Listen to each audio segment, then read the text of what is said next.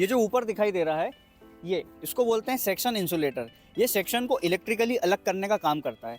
आसान भाषा में इंसुलेटर के दोनों तरफ के वायर को आपस में इलेक्ट्रिकली अलग रखता है। अब इसका फायदा क्या है, तो ध्यान से देख रहे होंगे कि ये दो लाइन आ रही है और यहाँ पे आते आते ना आपस में ये क्या हो गई, एक हो गई। तो ऐसे ही जो OHE लाइन है ना वो भी क्या आ रही है, दो आ रही हैं। लेकिन यहाँ पे ऊपर जो है ना ये दोनों आपस में आके मिल गई।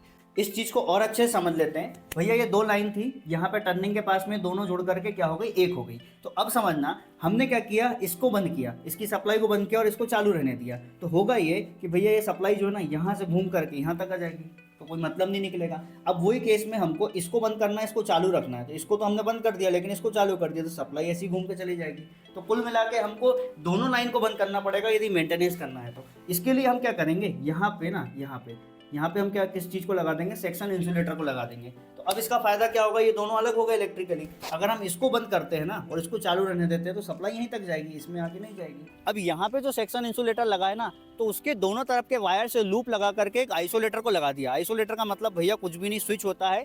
अगर यदि ये ओपन है का मतलब सप्लाई आगे नहीं जा रही है, और अगर क्लोज है का मतलब क्या है कि आगे सप्लाई जा रही है। एक छोटा सा एक एलिमेंट्री सेक्शन बनाया गया है। जब मेंटेनेंस करना होगा तो इस आइसोलेटर को अलग कर देंगे और इसके बाद क्या है, हम आसानी से मेंटेनेंस कर सकते हैं। अब जैसा इंसुलेटर ऊपर वाले वायर में लगा है वैसे ही हमने नीचे को नहीं लगाया, क्योंकि भैया जब पेंटोग्राफ उस पे से आएगा ना तो उसमें क्या हो जाएगा, टकरा जाएगा। इसके लिए हम इसकी डिजाइन को ऐसा बनाते हैं कि पेंटोग्राफ इस पे से स्मूथली निकल जाए।